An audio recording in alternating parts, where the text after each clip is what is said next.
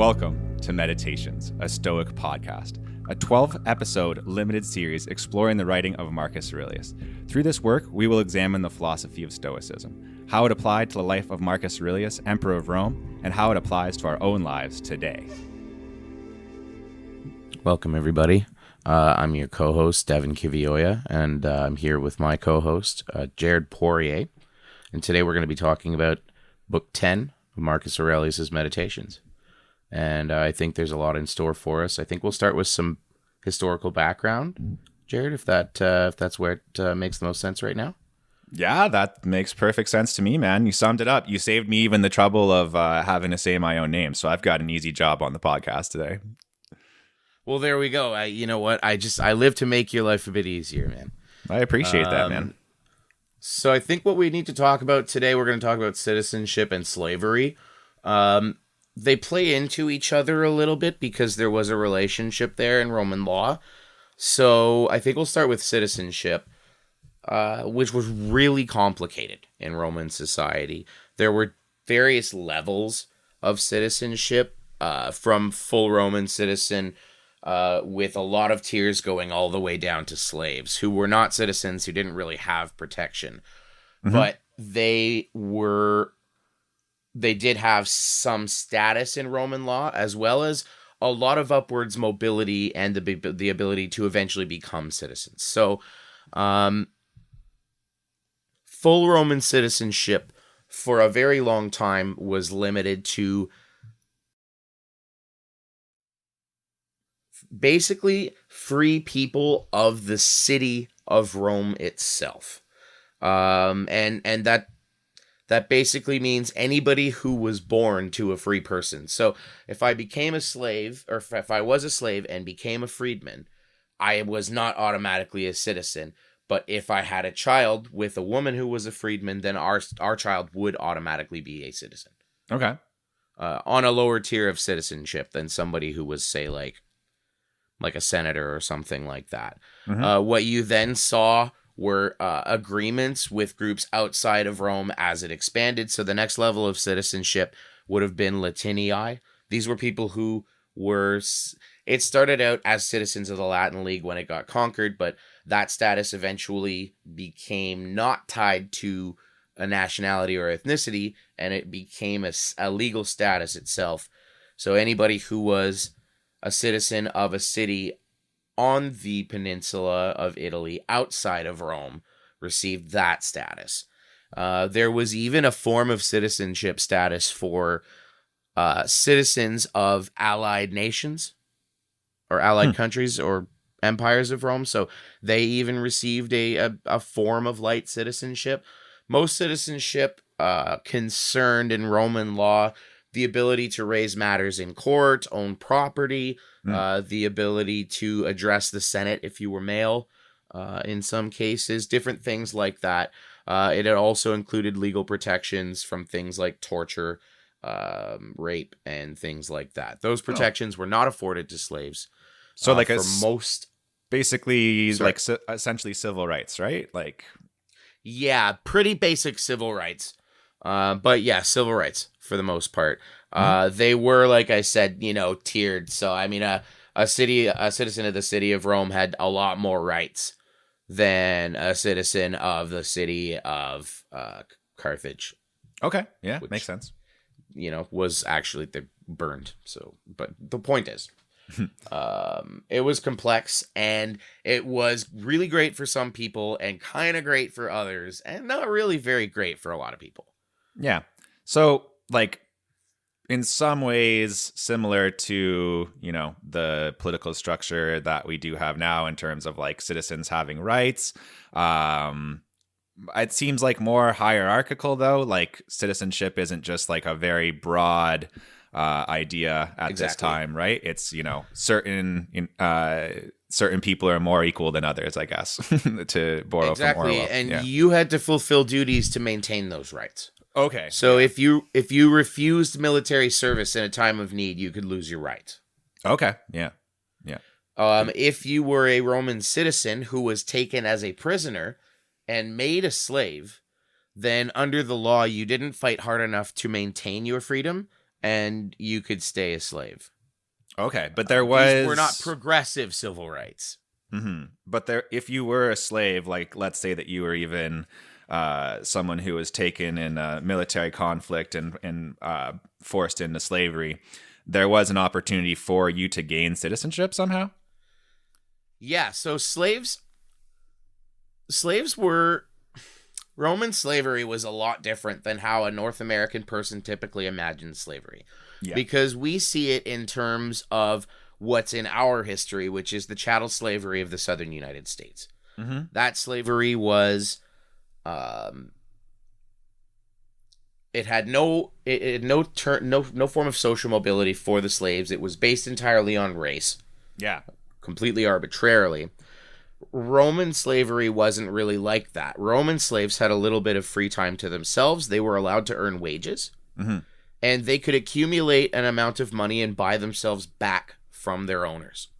Wow. Also, as time went on and the Roman upper classes became more and more Christian, it became extremely fashionable to demonstrably free slaves. So if I'm a Christian citizen and I own a bunch of slaves, on the one hand, it's highly beneficial to me in a social sense in terms of how I am seen by my community to have a lot of slaves. Okay. An excessively obscene amount of them. Yeah. I'll have a slave for dressing me in the morning. I will have a slave for shaving me. I will have a slave for powdering my buttocks. And I will have a slave for de-smelling my shoes. Every single tiny small task, if I'm a cool guy, I'm going to have a bunch of slaves for it. But on the other hand, if I'm a Christian, I'm also going to be freeing as many slaves as I can to show all my other Christian friends what a great Christian I am. Weird. Yeah, which means that around the time of Marcus Aurelius, because military expansion has stopped and the freeing of slaves has become more fashionable, while slave stocks are extremely large, they are dwindling and not growing. Right. Typically, slaves don't have children because the children of slaves are slaves. Mm-hmm. And there's the moral issue of not wanting to put your kids through that. And there's also the issue of typically slaves don't have a lot of time for romance. Fair enough. Yeah. So, a lot of these problems have resulted in a huge issue for Rome, which is that their labor force is dwindling. They are aware. Marcus Aurelius knows this as well as anybody. Mm-hmm. Yeah. So around the time of Marcus Aurelius, large protections for slaves begin to be written into law because they're a much more valuable resource than they were previously. Yeah. So pretty different, these ideas of like citizenship and slavery, the ideas of like human rights and kind of like the hierarchy of like, civil life, similar in some ways, but different and from what we have today. And I think it is really important to understand that context as we go into this chapter here. Just a couple of sections where we talk about citizenship and slavery. In section 6, Marcus Aurelius talks about, if you align yourself with nature and that you're going to have like a smooth life the way that a citizen would have a smooth life. And then later on in section 25, some talk about basically like if you try to like outsmart the universe or whatever, if you don't accept, the hand that fate has dealt you, that essentially like you're kind of equated to like a fugitive slave in that sense, like that you're a fugitive from justice, he says. So yeah, just some ideas here and try to give us a better understanding of the chapter. You think that's sufficient for historical context this time? I think I would say if there's anything I want to add, it's that we haven't really touched on the brutally violent nature of the lives of some slaves in Rome. Okay. And if you want to talk about how different Roman people are, one of the important things to understand is how normalized violence was and how brutal it could be for slaves who were selected for violence specifically. Mm-hmm, mm-hmm. They were forced to fight each other. They were forced to fight animals. In our modern context, it would be brutal and unacceptable. Yeah. But in their day, they were essentially the WWE wrestlers. Yeah.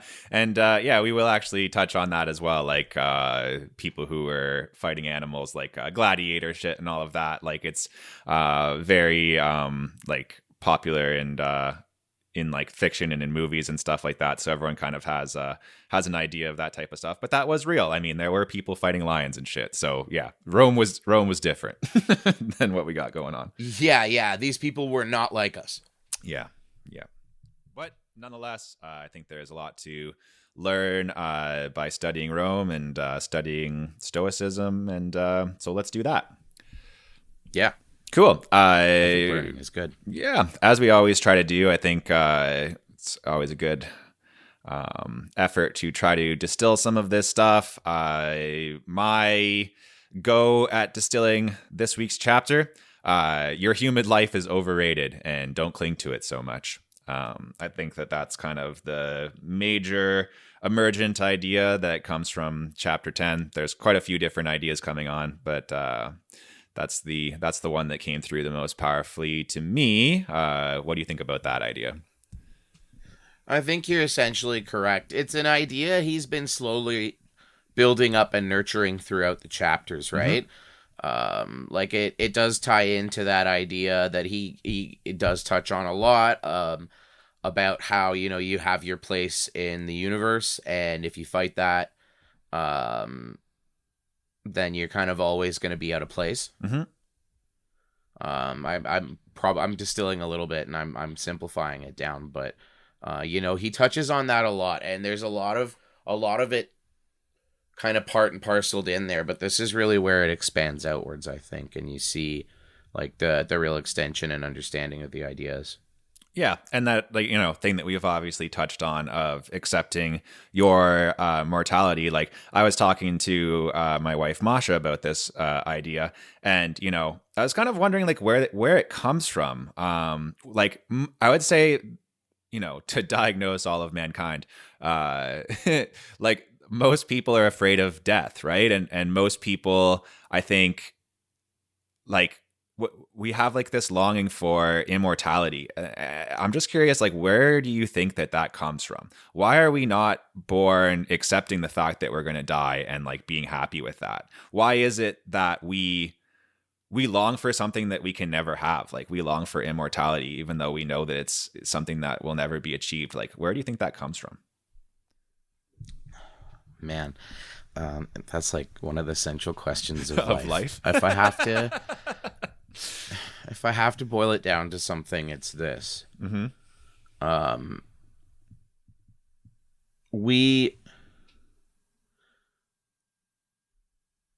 I think that we are afraid of the unknown to some degree, and there's completely natural human instinct in that, right? Like, if death is like a door and we don't know what's on the other side, it could be anything, and the idea of not knowing can be really scary to people. But more than that, I think we're very tied up in a very true dualism of human life, which is that on the one hand, the idea of death scares us. Mm-hmm. And on the other hand, the minute, ephemeral nature of our lives is the only thing that gives them meaning. Yep. If I was born accepting death and being totally okay with life, what reason would I have to get up and do much of anything? Because you have a limited life, right? And you want to use it to the best of your ability. Exactly. That short nature of our lives, that's what drives us, right? Yeah. That fear is essential. Yeah. We seek immortality in ways. I don't want to live forever. I know that for certain. When my death comes for me, hopefully not anytime soon, but when it comes for me, I'll be mostly okay with it because I don't want to live forever. That's a long time, and everybody else around you is going to die. Yeah. And so we seek immortality in different ways, right? We try to achieve. We try to make things that are going to exist after we're gone. Yeah. That'll cause people to remember us and to say our names. Buildings, businesses, paintings. Yeah, movies, books, whatever. Yeah. Stories. Works of art. Yeah, You know what I mean? Like it's this beautiful dualism that drives us, this coexisting fear of death and desire of immortality. It's what makes humanity great, in my opinion. Yeah, one of the things that that could make us great for sure. Like where it comes from, I'm not sure. The fear of death, like something to do with just our awareness that we're going to die. That's definitely part of it, and maybe like the concept of gods that we've come up with, and we think about these gods being immortal. It's kind of like a creation of our own, and then we are anxious that we will never achieve that as mortal beings ourselves. I think it might be something like that, but we'll probably never get to the answer of really, like, it's one of those things of life, right? So anyways. Yeah, exactly. So if all the questions are answered for us, then there's no need to seek the answers anymore. Yeah, that's not the life I want to live. No, cancel all the podcasts if that's the case. So exactly, I want more questions. Yeah, so I got a question for you here. Okay. Is this a question? Can mindfulness, as we move on to the next section here, is mindfulness something that we can actually achieve? And the reason why I ask this, especially referencing this chapter, the very first paragraph of this chapter, right, is Marcus Aurelius, someone who's dedicated his life in many ways. He had a lot of responsibilities, but one of his biggest and most important goals in life was to be a Stoic philosopher, I think, right? Or at least a good student of Stoicism. He dedicated himself in many ways to cultivating a good mindset, to accepting the hand that he was dealt in life, and making the most of the raw material that the universe handed to him, right? And here in chapter 10, we still hear him saying, when are you going to achieve goodness? Like, when are you going to have that good mindset? When are you going to stop struggling against fate, stop struggling against the gods? For someone like this to still be having these problems, we assume, like, late in life, right? Is mindfulness just out of reach? Is it something that, is to be strived for and never achieved? Is mindfulness a state in which you exist, or is it a behavior pattern? Is mindfulness a goal you're trying to achieve? Because if so, you'll never achieve it. Yeah. Mindfulness is a state of vigilance. Mm-hmm. Paying attention to yourself and what your body and mind are telling you, right? Yeah. It doesn't mean that you're going to live in a state of, like, complete serenity or peacefulness. If that was an achievable thing, then we wouldn't need to study these things. Mm-hmm. Mm-hmm. The reason we study these things is to incorporate them into our lives and the way that we do things, to be able to meet those kinds of challenges and difficulties and stuff like that, which are always going to be there. Yeah, and it's almost like kind of like keeping the enemies of your mindset at bay, right? Like, there's always going to be like turmoil and negativity and like these unhelpful thought patterns that are kind of always in the peripheral of your mind, and I guess it is kind of like a lifelong struggle and a lifelong effort to do that. Yeah. And mindfulness, part of it is being open to accepting mm-hmm. and exploring those negative thought patterns when they come along. They're going to come along, but as long as you're open enough to accept them, explore them, and then say, okay, I've learned about myself, goodbye. Yeah, I guess that is important too, not to just ignore them, to actually look them in the face and still keep a good mindset, which is very tough, but you're not your thoughts and feelings, but they do have something to tell you about yourself. Yeah, for sure. And that's all part of being human. Yeah. So, yeah. Exactly. Yeah. All right. We can get into the next section here. I think this is an interesting discussion. Probably I think kind of the theme of this episode is like big questions we probably won't be able to answer in a podcast episode, but nonetheless, they're good things to discuss, helpful things to kind of, wrestle with.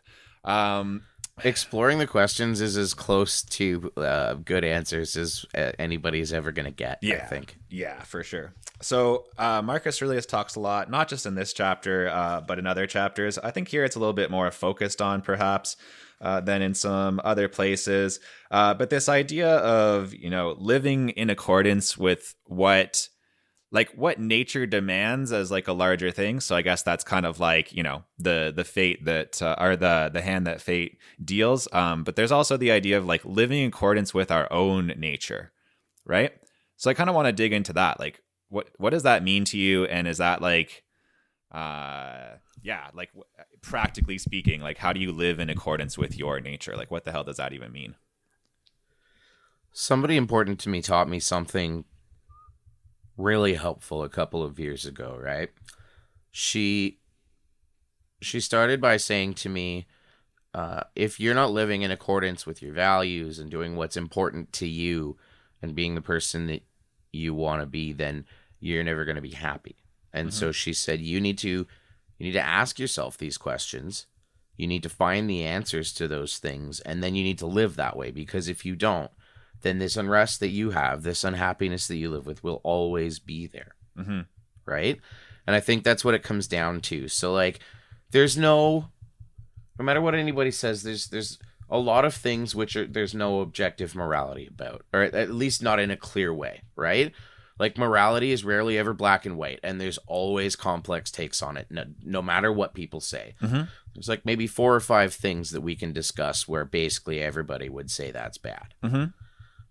But that's really rare in real life. Usually it's not clear. And so what's important is making the decisions that allow you to come out of the situation knowing that you're not going to hold anything against yourself. You didn't hold anything back. You didn't do anything that you feel morally bad about.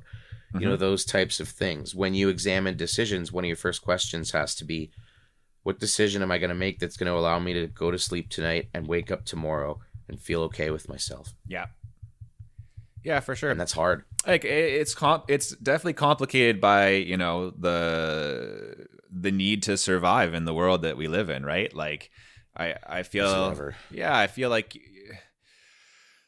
kind of like reality itself like forces you at some points to, or at least invites you a lot to compromise that, right? To compromise your morality, to compromise the way that you would choose to live, like just the fact that you have to make money. There's a lot of things that people do for money, and a lot of justifications that they make. And that you, like you said, you do have to, at the end of the day, at the end of your life, be able to look yourself in the mirror and be good with that, and be able to say, I lived the life that I wanted to live, and I lived according to my principles. I lived according to my philosophy. It's definitely a challenge to do that. Yeah, and then the other half of it is most regrets that I've seen were not about things people did do. They were about things they didn't.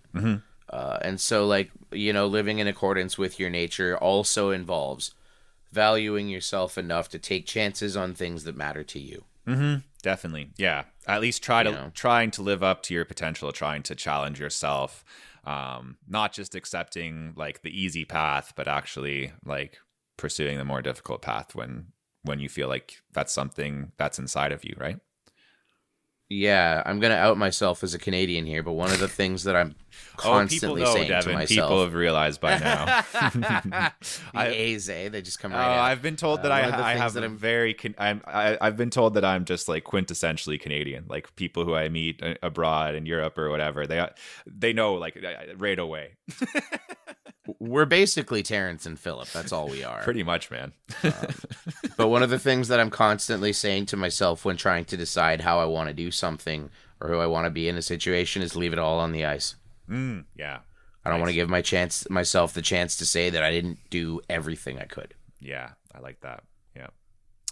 It's a proper analogy. So, yeah. Anyways, we probably won't answer that question, but fun to talk about, fun to discuss. Can move on here to the next section. Here in paragraph 8, whatever you want to call it, section 8, Marcus Aurelius returns to something that we haven't really talked about for a while, right? These Stoic virtues. It was more in like the first couple of chapters that He was really like delineating these virtues that you want to live by and kind of the people in your life who have inspired you. So yeah, he has some epithets here. It's a fancy word. It basically just means like characteristics or kind of adjectives for yourself that you want to try to embody. It says here, upright, modest, straightforward, sane, cooperative, and disinterested. Kind of a weird grouping of adjectives. Luckily, he does go into some explanations of what he means. Cooperative means accepting what nature assigns you. You can read that in a few different ways. It also has something to do with like civil life, kind of like living with the political and economic like conditions of the time, trying to kind of align yourself with those, I'd say is part of it, and also aligning yourself with like nature itself. Disinterested, I mean, that sounds negative. He means it in terms of like your higher self, your higher intelligence, kind of being separate in a way from the body, right? Like the kind of mind body thing. A phrase here, you don't want your mind melted into the flesh, right? You don't just want a mind which is sort of limited to the experience of and desires of the flesh, right? You want to kind of be above that. That's how I read it anyways. I read it partially as kind of like being willing to resist base urges, right? Exactly. Like human base urges, if your mind is kind of a slave to your body, it's the sort of thing that leads to panic and Sure. Kind of fear and stuff like that. So I think a lot of it is about kind of like being detached enough to say, okay, am I really thinking here or am I panicking? Yeah. Is it my lizard brain or is it my my prefrontal cortex? I'm sure he didn't frame it in those terms, Sure. but that's how I would frame it. Yeah. And I think there's some of that part of, the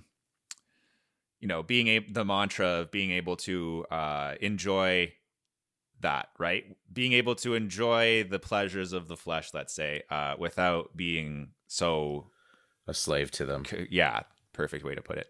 Exactly. Yeah. I think it's also interesting to talk about here, like straightforwardness and seriousness, right? He does say in here something, I'll try to find the quote,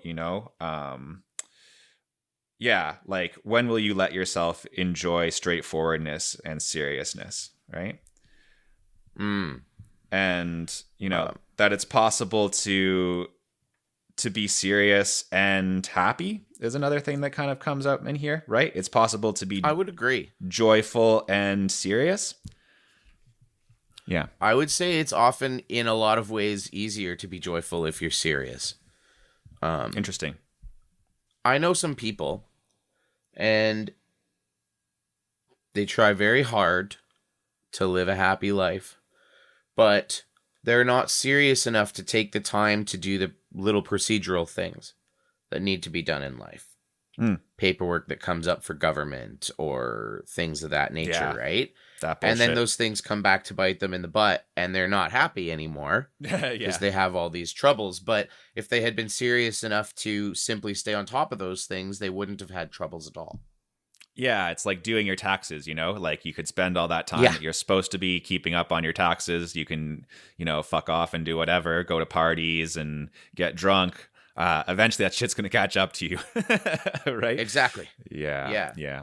And it also really got me thinking, especially because I'm so involved with like media, I watch a lot of like movies are a big part of my life. I used to do like movie reviews all the time on YouTube. I still like study film quite a bit. I watch most like important like films that come out, and even like the kind of less important like more like popcorn cinema blockbuster films. I like to at least like know what's going on with that type of stuff. I think like dominant one of the go ahead. So actually this part of you is something that's been slowly I've been taking in by osmosis. It's been rubbing off on me a little bit, and I've been over time doing a little bit more of studying film and kind of looking into how it's done.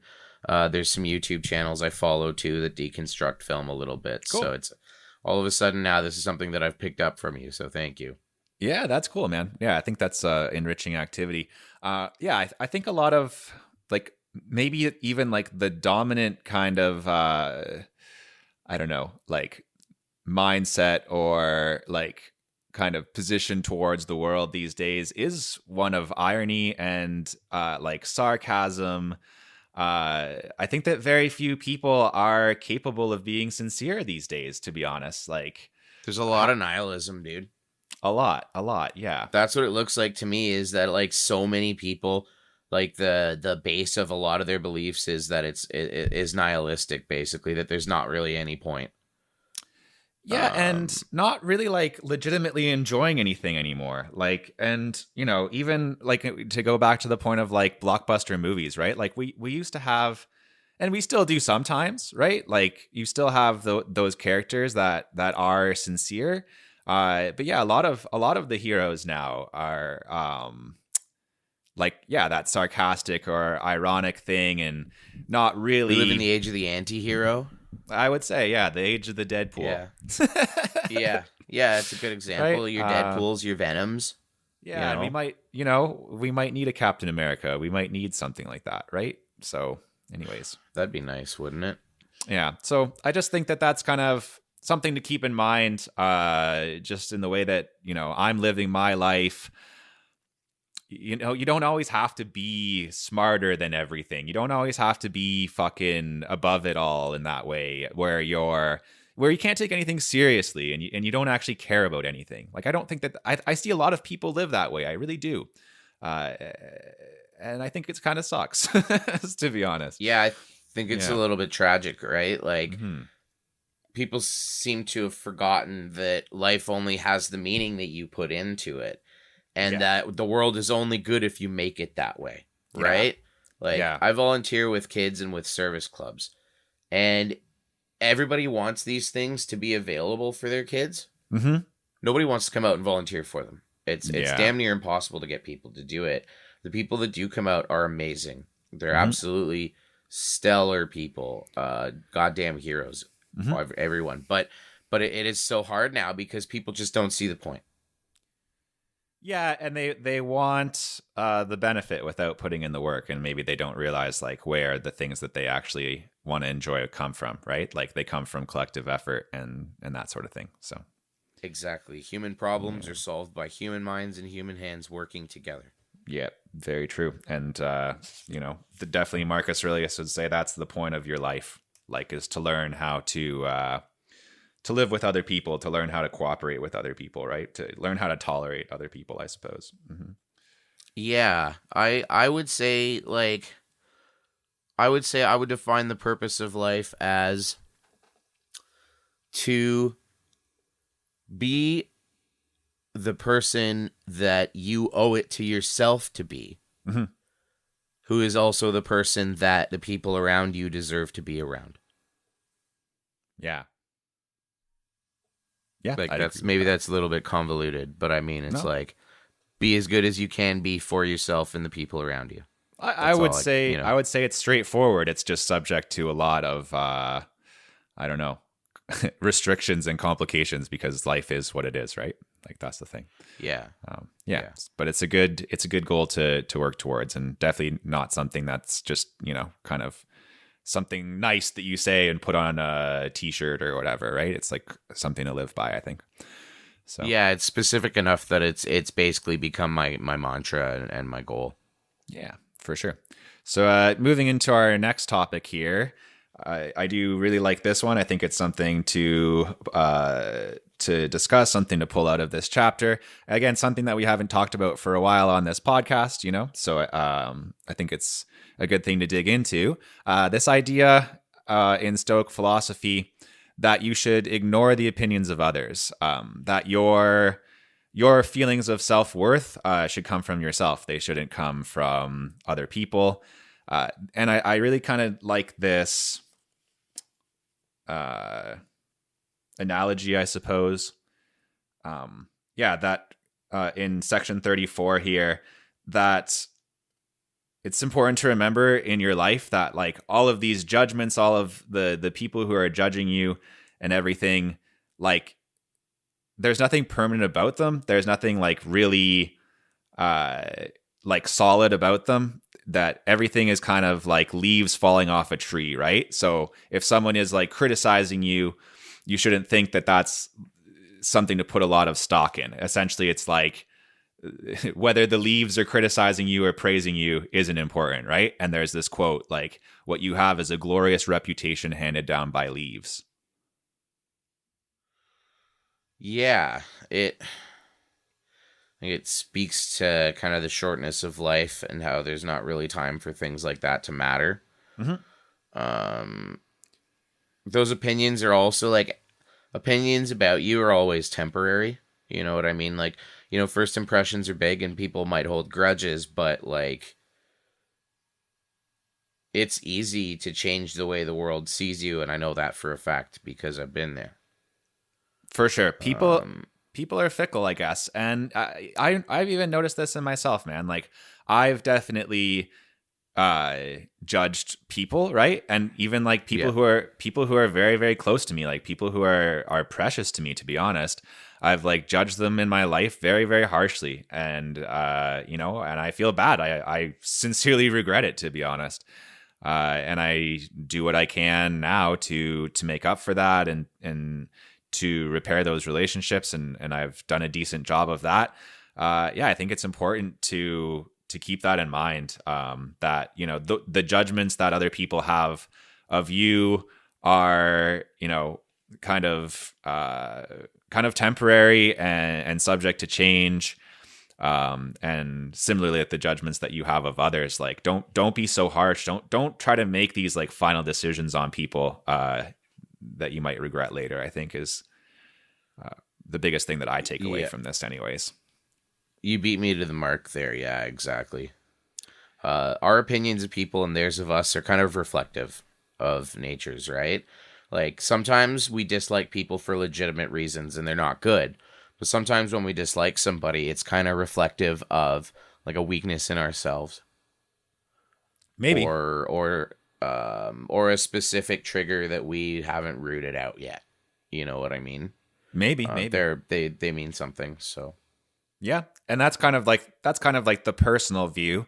I think if you want to look at like the bigger picture, and you know, this definitely ties in with like the philosophy of the Cynics and all of that too, like living in accordance with nature, living in accordance with your own philosophy, and you know, not letting the judgments of society at large really like weigh heavily on you.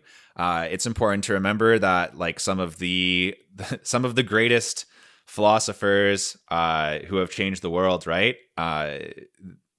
They faced a lot of discrimination. Many of them were put to death by the ruling class, right? You know, let's not forget that Seneca, one of the most important philosophers, you know, in the tradition of Stoicism, was, you know, put to death by Emperor Nero because Nero thought that he was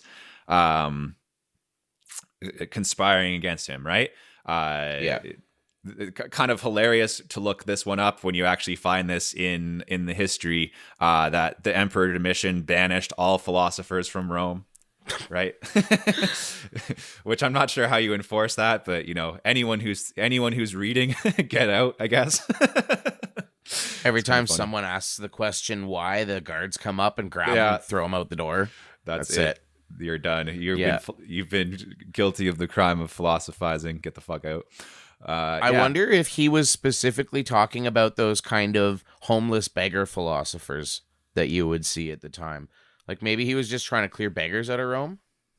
Maybe, man. I don't know. You'd have to look into it a little bit deeper. But I think it was more that he found that sort of like free thinking was damaging to like the absolute rule that an emperor wants to have, I guess. Yeah. And, you know, the obvious example of Socrates, maybe like the oldest example of this, like that, you know, Socrates is such a huge figure in the history of, you know, philosophy itself, not just Greek philosophy, but like, you know, that's the guy, you know, that's the philosopher, put to death for corrupting the youth, right? So it's really important to remember all this stuff, that, if you do face adversity, if you do face persecution because of an unpopular belief, this is something that philosophers since Plato have warned about and been aware of, the fact that you can't let society tell you what to think. And, societies can believe some fucked up stuff, and history bears that out for sure. So. Yeah, and that's why it's worth questioning all of our beliefs, right? Certainly. Sometimes we inherit beliefs from our society without having put much meta thought into them, and so we don't really, think about it. So, and I mean, every society thinks they're the most morally upright. Basically every society thinks that they're the good guys. Every society thinks that they're the pinnacle. Yeah, exactly. Yeah. Like, this is as good as it's ever going to get, and the things that we believe are, the most morally upright. Yeah, and the most true. And, yeah, that shit gets reversed, right? So. Yeah, it happens all the time. Yeah, for sure. You want to dig into some quotes here? Yes. Stop talking about what it means to be a good man and just be one. That's probably in the top 5 of the most famous quotes from this book. It also that's in chapter 10, section 16. Ties in with this idea too. Let people see someone living naturally, right? Like, let people instead of spending all your time writing these long essays and shit about, what does it mean to be virtuous? Like, that's kind of a waste of your time. What you should really do is live a good life, try to be a good person, right? It's almost like, it's funny. He's criticizing himself in a lot of ways. I'd say so. It's like, what are you doing sitting here writing this stuff? Go do things. Yeah. It's one of the least cryptic things I think I've ever seen in his writing. Mm-hmm. It's like definitely extremely straightforward for the style of writing that he has. Yeah, and I think that's why it might be like so popular and so well known, this concept, right? Yeah. And it does embody the ideas of Stoicism kind of in one phrase. Like, that's really what Stoicism is. Like, if you needed a phrase to sum up Stoicism, that's pretty much it, right? I like it. I like that. I hadn't thought of it that way, but I think, I don't have any problems with that. That sounds about right. And just another one here. Since I don't think that, how much can we analyze this phrase? I mean, it's pretty straightforward. Just be a good person. Yeah. Don't talk about it so much. But this other part here, 37, one of the very last lines, like this struck me pretty deeply because it's like requiring like personal analysis of myself and my own actions. Learn to ask, of all actions, learn to ask, why are you doing that? And starting with your own, right? This is very, very useful when you're looking at other people, trying to work with other people, in your life. Maybe there's an organization that you are a part of and there's other people, or maybe just in your family, in your work, whatever the hell it is. I think trying to understand people is huge. And if people are doing shit that like seems like it doesn't make any sense, ask yourself why. Like, what could be the reason that this person is doing this thing that on its face seems illogical, right? But what is it in the back of their head, in their psyche, in their personality that's or in their experience in life that's causing them to do that, right? And try to understand people. I think that's pretty cool. Yeah, I spent a lot of time in my life literally just listening to the words people said and taking them literally. And then wondering why their behaviors didn't align with exactly what they had said. Mm-hmm. But when I started to listen to what people said and then ask myself why they might say that, I started to have a deeper understanding of why they did things and how they came to some of the decisions that they came to. You know what I mean? Yeah. It's a powerful tool, being able to understand how people think.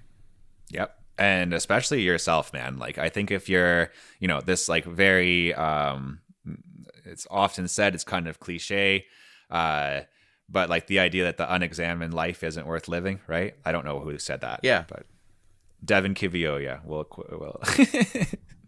I don't It's know. bothering me. Okay, you can look that up.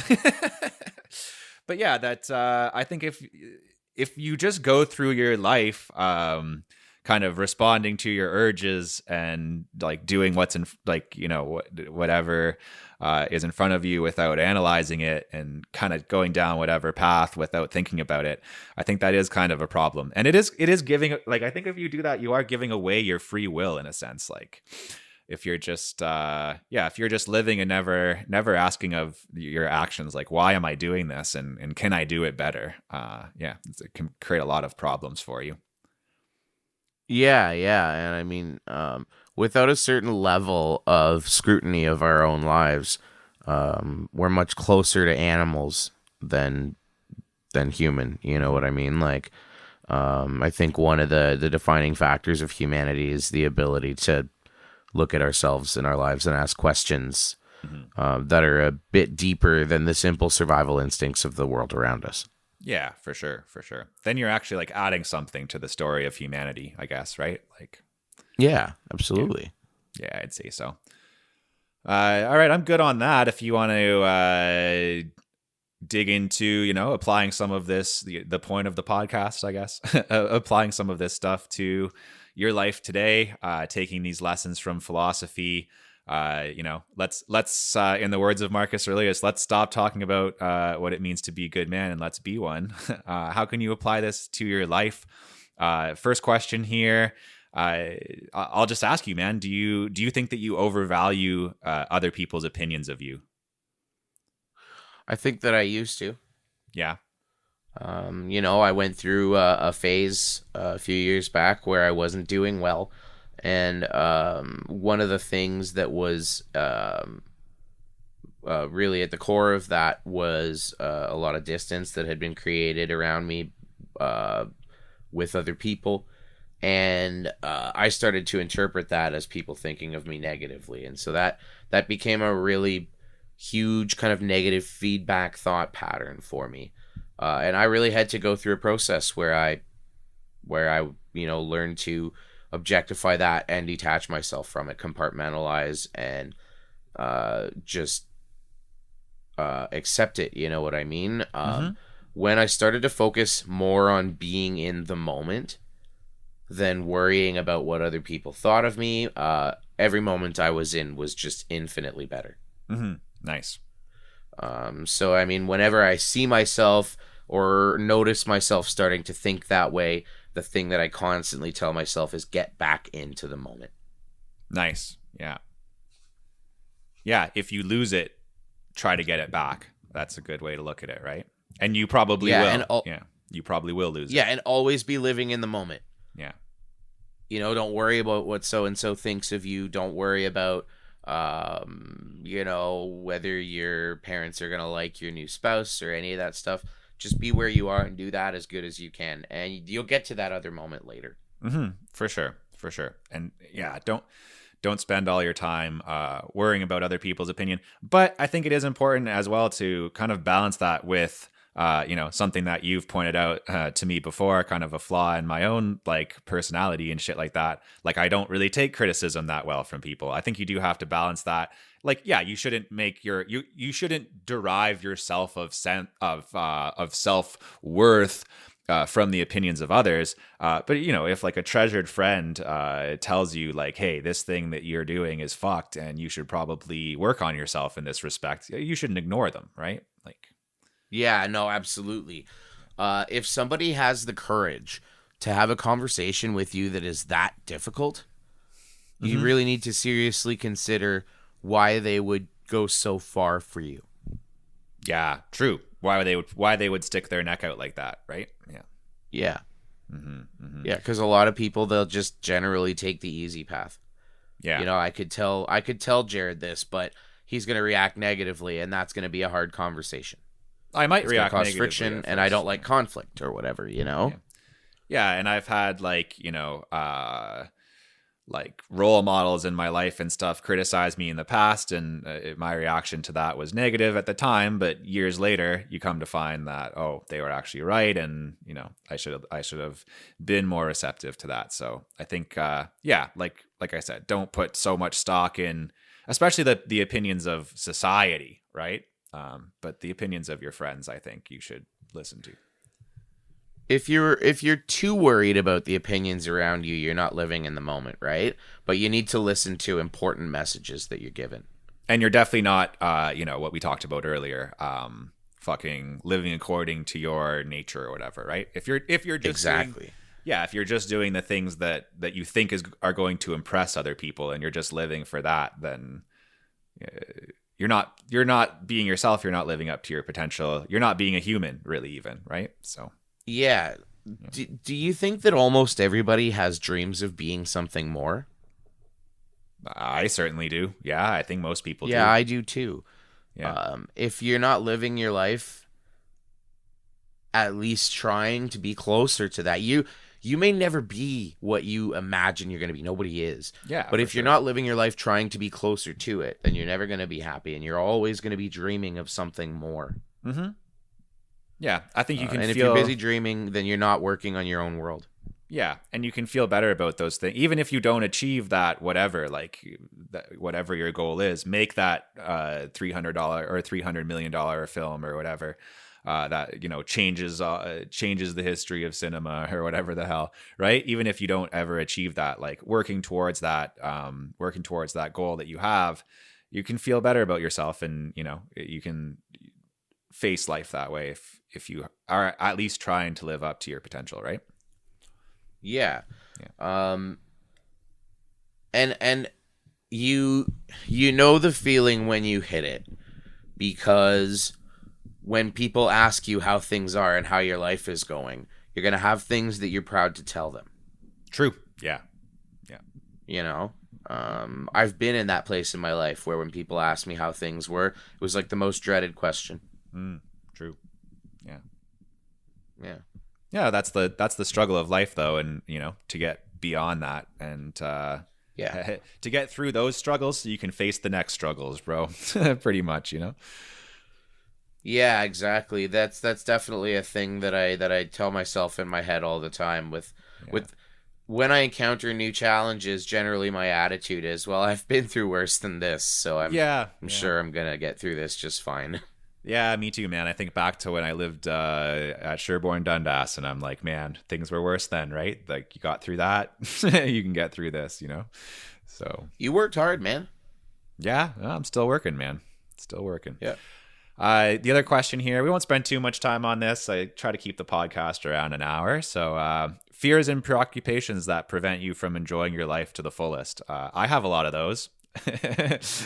Not sure how personal I want to get with that. How personal do you want to get with that? I don't know. I mean, if we're talking about fears, then I mean, like, listen, we're not talking, this can get real personal. Yeah. And I'm kind of willing to go there. I mean, if we're talking about fears, we're not talking about a fear of needles or a fear of clowns or a fear of like eagles, right? Mm-hmm. I have a lot of fears. I fear that I won't be. Sometimes I'm afraid that I won't ever be somebody who,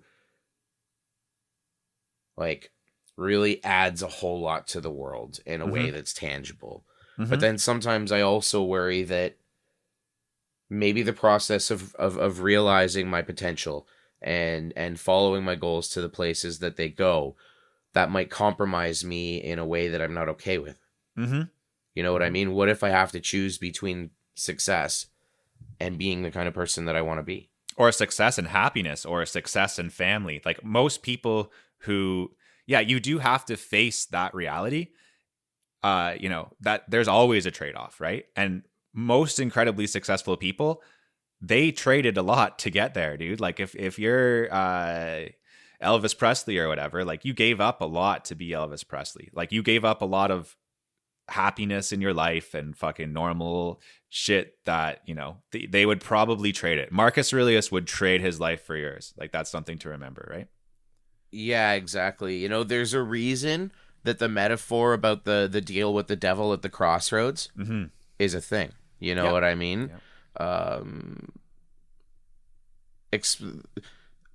Lifestyles that include a lot of stress or a lot of exposure, like you might see say for people in show business, they take a toll on people, and they also demand things from them. Yep, for sure. Right? Yeah. And you'll find that anywhere. You know, you become a manager at Walmart, and they're going to ask you to give too much of your time that you'd rather be spending with your family. It's everywhere. Yeah, they're going to ask you to sacrifice too much of yourself for fucking Walmart, you know? Like, yeah. It's yeah, true, exactly. It's true. Yeah. So I think that's something that you and I share, and it's nice to see it laid bare here. And it does kind of explain, you know, like why we're such close friends. I think like that is my biggest fear too, man, is not living up to my potential, and the idea of, you know, to live up to my potential, what would I have to give up? I think that is like, yeah, that's kind of like crawls around in the back of my head, maybe more than anything else. Yeah. Yeah. And it's, I think in living out lives where we're trying to be, you know, the best version of ourselves and to live up to our potential, I think it's important to be mindful of our values, right? Like the core of my values, rule number one for me is that I want to do good for the world, and I want to have a good effect on the people around me. Yeah. Yep. And I saw this image. I've been really keeping it in my head, keeping it in my thoughts, and trying to like live like this. It's just like a very simple image. It shows like a whole building, and it says, this is what you can achieve. And then it shows like the first like couple of bricks, right? And this is what you can achieve today. This is what you can achieve today. So, you know, it's not that you're incapable of doing something great, building something phenomenal, but that, you know, today you can do this small part of it, and that's being a human, and that's all that you can ask of yourself. It's all that your friends and family can ask of you. It's all that the gods can ask of you, right? Even the pyramids were made out of smaller pieces that were put together slowly over time. Very true. Almost true. Nothing is achieved. Nothing great is achieved quickly or easily. No, definitely not. Yeah, and with like a certain level of sacrifice. Yeah, exactly. Yeah. All right, I've got a weird homework. I don't know. This episode kind of ends on a downer, but both the homework and the quote are kind of, I don't know, critical. We'll be much more inspiring and happy in the next episodes. I promise. Guess, dude. I don't know. We'll see. I'm not promising that. I can't promise anything. Here we go. Make a list of the things that you'll miss about life, right? That might be a long list. And then to give yourself some comfort in the fact that you're going to die, make a list of the things that you won't miss, right? That's kind of the trade-off that we get with death, is that, you know, there's all the things that you'll miss that you won't be able to enjoy anymore. But guess what? All those things that suck, insurance companies, taxes, all of that, that goes away, right? When you die. So... That actually is the best homework we have ever had. Nice. I love that. I'd almost like to make sure we make time to revisit that in the next episode. Okay. Yeah. Because I'm going to spend some time thinking about that. Okay. Yeah, we should. I've never considered the things I won't miss. Right? Yeah, it might in a weird way that might cheer you up. All right. That's really funny. Okay. Yeah. And this has been really good. Yeah, nice. And the quote here from Seneca, I thought that would bum people out, but I guess it might cheer them up. Life is very short and anxious for those who forget the past, neglect the present, and fear the future.